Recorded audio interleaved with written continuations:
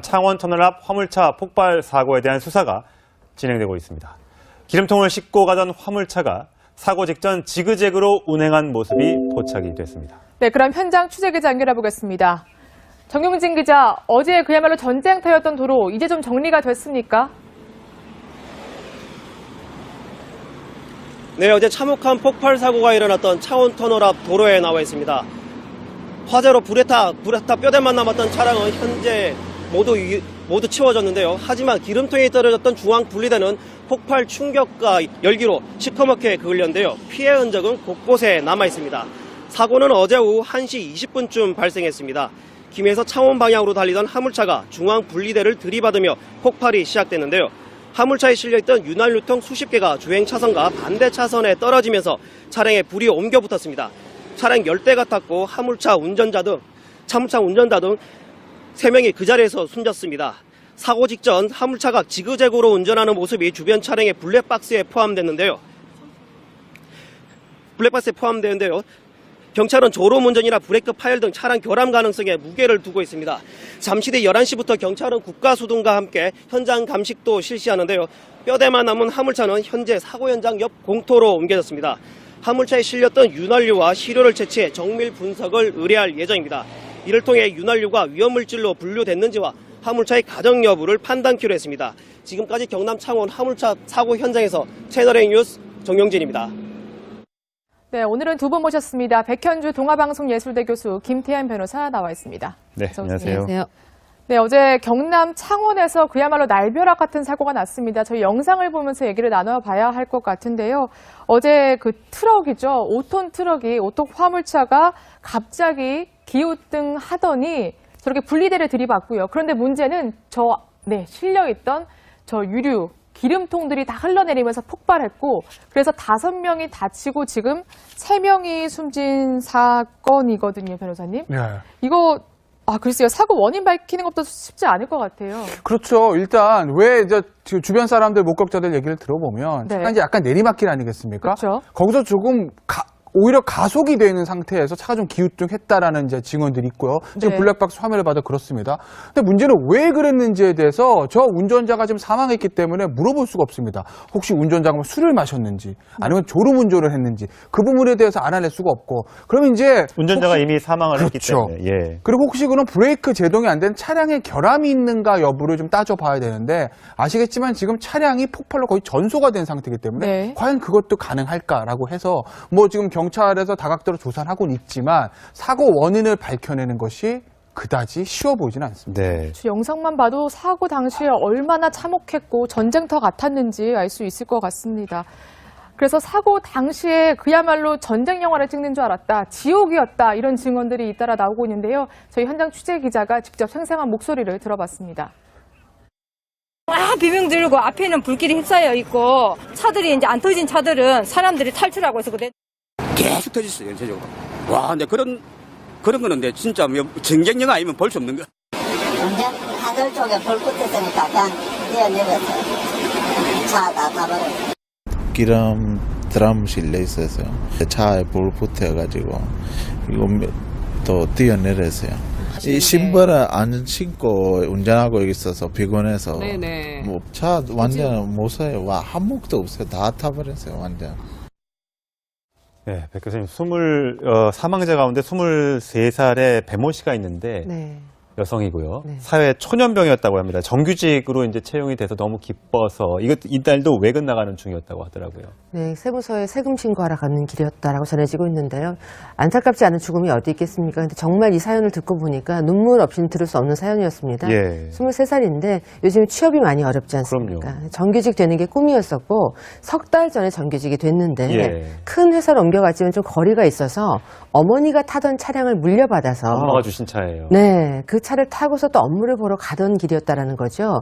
그 터널을 통과하면 좀 시간이 빨리 갈 수 있기 때문에 그 터널을 이용했다, 이렇게 참변을 피하지 못한 건데, 더 안타까운 것은 효녀인가 봐요. 예. 사고 순간에도 어머니에게 전화를 걸었다고 하고 이모부조차도 망연자실하면서 요즘 같은 세상에 가족 모임, 친척 모임에 솔선수범하는 이 젊은 아가씨여서 굉장히 집안에서 자랑스러워했었다. 이런 이야기를 전하기도 했습니다. 예, 정말 안타까운 게 이게 기름통이 70개나 튀어나가면서 차량을 막는 바람에 이 여성이 운전자였는데, 배 씨가 운전자였는데 운전석 문을 막으니까 조수석으로 나가려고 했는데 결국 탈출을 하지 못한 거예요. 처음에 이게 지금 사망자가 3명이 나왔는데 4명으로 오인이 됐었습니다. 그 이유가 이 배 씨가 안고 있는 이 반려견이 있었나 봐요. 이거를 아기로 착각해서 꼭 엄마한테도 전화했지만 이 반려견과 함께 이거 생을 마감하는 얼마나 힘들었을까 생각이 좀 들어요. 그 순간 얼마나 무서웠겠어요. 예. 우리 뭐 얼마 전에 개봉된 영화 터널에 보시면 하정우 씨 주연이 예. 거기 보면 이제 여성 희생자만 터널에 갇힌 맞아요. 사람 나오거든요.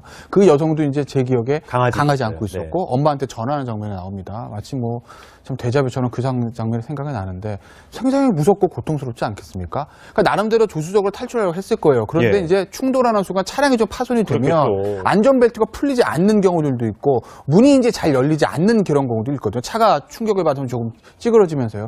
그리고 또 순식간에 윤활유 그냥 불이 아니라 기름에 불이 붙은 윤활유통이 차에 붙은 것이기 때문에 순간적으로 불이 붙어서 탈출하기 쉽지는 않았을 거예요.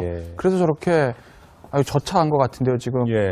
안타까운 희생이 일어났는데 이게 정말 무슨 자단 알베락도 아니고 본인이 만약에 운전 부주의로 뭐 그렇게 했다라고 하면 해도 그것도 안타까운데. 안타깝지만 이건 본인은 아무 잘못도 없는데 저 시간에 저기 지나가다가 저렇게 된 거 그러니까요. 아니겠어요? 그러니까요. 네. 지금 보니까 저 배모 씨뿐만이 아니라 그 주부도 참변을 당했는데 아들한테 그 순간에 전화를 했는데 아들이 들은 거는 비명소리였다 이런 또 얘기가 들려오더라고요. 네, 그러니까 딸네 집을 가기 위해서 길을 나섰다가 참변을 당한 건데요. 숨지기 직전에 아들한테 전화를 했지만 엄마 왜? 라고 했을 때 대답이 없었다라는 거죠. 이미 그 순간 불에 다 타기 시작을 했던 건데 생존하신 분의 증언을 또 보니까 핸들에 불이 붙자마자 30초 만에 탈출하자마자 30초 만에 다 불에 탔다라고 했거든요. 30초 만에요? 굉장히 일순간에 다 삽시간에 불이 번진 것 같고요. 그러니까 내가 규칙을 어기지 않았고 열심히 잘 운전만 하면 규칙을 잘 지키기만 하면 안전하다라고 생각했던 우리 모두가 이번에 이렇게 참변을 당한 사고를 보면서 망연자실할 수밖에 없었고요. 영화에서나 볼 수 있었던 일이 내 눈앞에서 펼쳐졌을 때 얼마나 큰 충격을 받았겠습니까? 예. 네. 뒷차나 앞차도 아니고요. 이 유리통이 가드레일을 넘어서 반대쪽으로 튀긴 거잖아요. 그러니까 대부분 지금 사상자들이 반대쪽에서 오던 사람들이에요. 이거는 어떻게 본인이 노력한다고 막을 수가 없는 거죠. 정말 운이잖아요. 요즘 이제 교통사고들 보면 저런 경우들이 많아요. 지금처럼 반대차로가 튀어서 있는 경우들도 있고 왜 그 큰 컨테이너 차가 좌회전하다가 기웃 쪽에서 쓰러지는 바람에 반대편에 있는 차들 사고 나는 경우 굉장히 많이 보지 않습니까? 이게 운전이란 게 내가 교통법을 다 지키고 내가 술 안 마시고 내가 안전운전 다 한다 하더라도 내 주변에 있었던 그런 사고 때문에 불강력적으로 나한테 피해가 오는 이것들 이게 사실 저희도 당장 1시간 후에 저런 사고 당하지 않으려고 누가 장담하겠어요.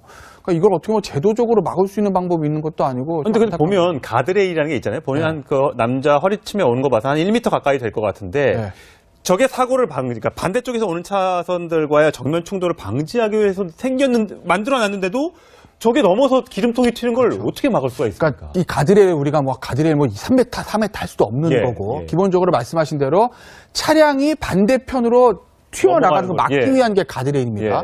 화물차에 실려있는 화물이 쏟아질 거는 예상을 못했을 거예요. 근데 만약에 저 화물이 단순한 뭐 이삿짐이라든지 이런 게 쓰러지면 그나마 낫습니다. 근데 문제는 유리통이거든요. 위험물질이잖아요. 근데 어떤 문제가 있냐면 우리 이제 운전하시다 보면 위험물질 운반 차량 이래가지고 유조차 같은 거 다닙니다. 그게 쓰러지면은 그 나누는데 안전장치가 돼 있기 때문에 기름이 새나올 일은 없을 거예요. 근데 저거는 일반 화물차기 때문에 그냥 드럼통이 쏟아진 거란 말이에요. 그렇네요. 보니까요.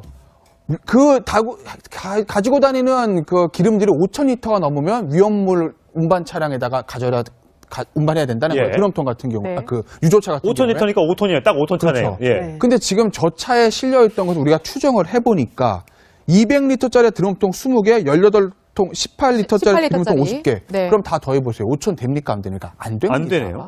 그럼 저 화주가 어떤 생각을 했는지 모르겠으나 5,000리터 안 될 정도 한 4,000, 800, 900 이렇게 싣고 가면 그냥 저런 차에다 싣고 가도 저게 현행부터 불법이 아니라는 거예요. 그러다 사고 난 거 아니겠습니까? 그러니까 화주가 이걸까지 인식했는지 전 그것까지 모르겠습니다. 근데 어쨌든 이 규제를 좀 더 강화할 필요가 있다는 거죠. 그렇지 않으면 5,000리터 넘어가지고 저 유조차에다 가져가면 비쌉니다.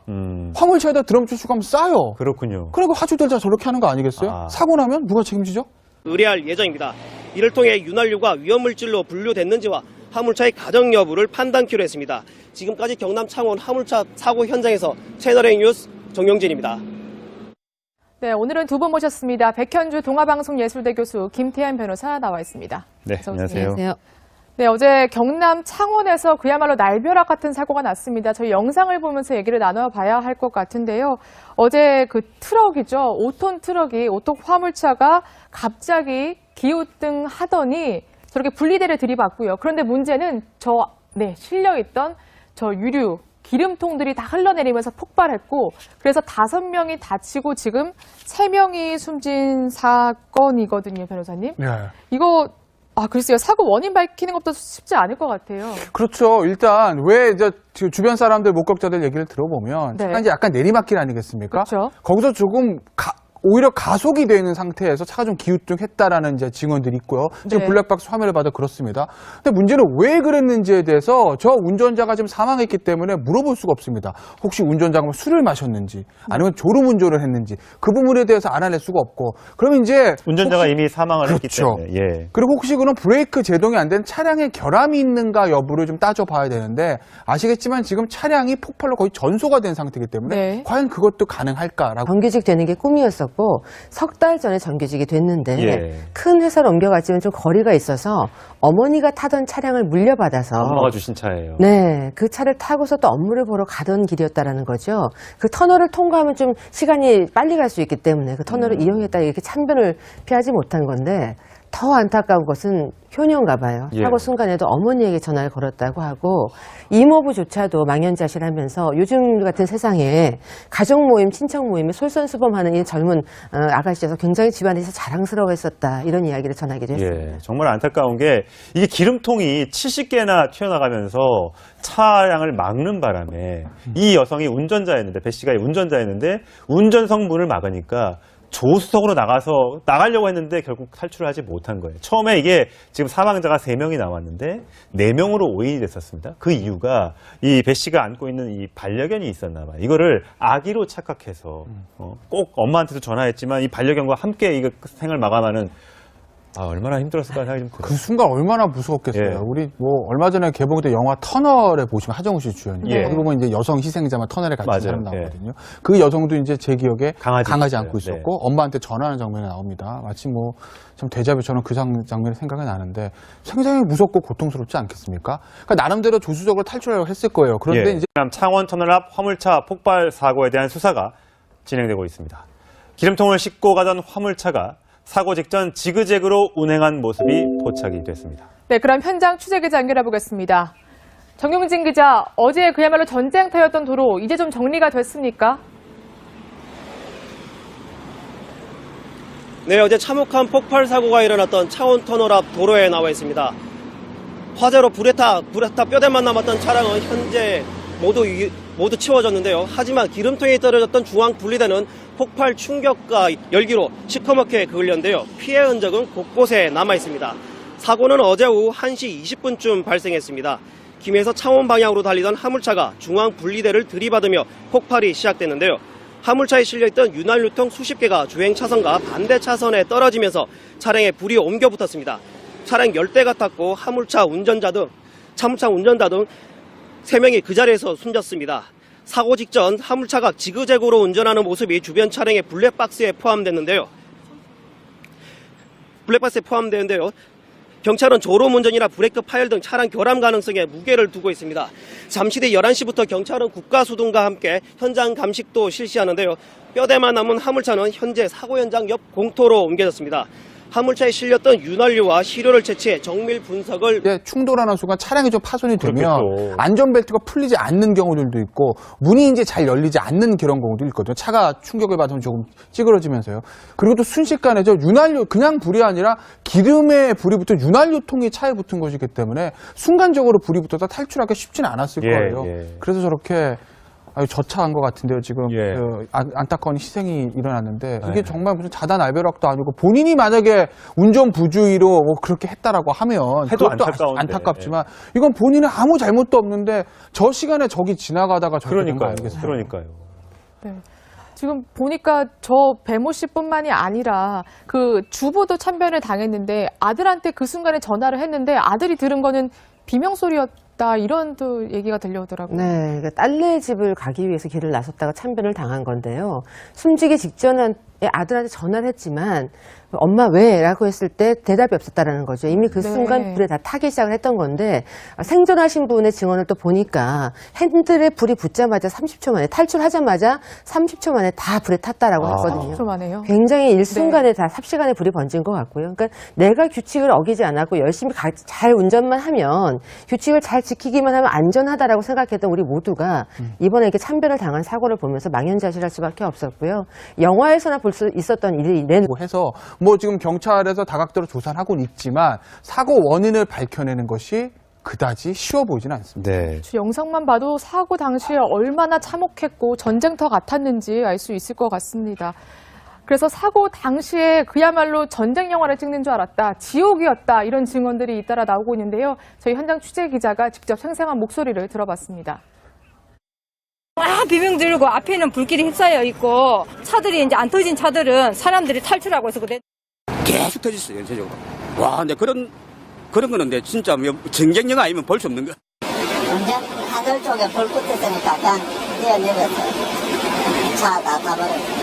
기름 드럼 실려 있어서요. 차에 불 붙어가지고 이거 또 뛰어내렸어요. 이 신발을 안 신고 운전하고 있어서 피곤해서 뭐 차 완전 못 사요. 와, 한 몫도 없어요. 다 타버렸어요, 완전. 네, 백 교수님, 사망자 가운데 23살의 배모 씨가 있는데 네. 여성이고요. 네. 사회 초년병이었다고 합니다. 정규직으로 이제 채용이 돼서 너무 기뻐서 이달도 외근 나가는 중이었다고 하더라고요. 네, 세무서에 세금 신고하러 가는 길이었다라고 전해지고 있는데요. 안타깝지 않은 죽음이 어디 있겠습니까? 근데 정말 이 사연을 듣고 보니까 눈물 없이는 들을 수 없는 사연이었습니다. 예. 23살인데 요즘 취업이 많이 어렵지 않습니까? 그럼요.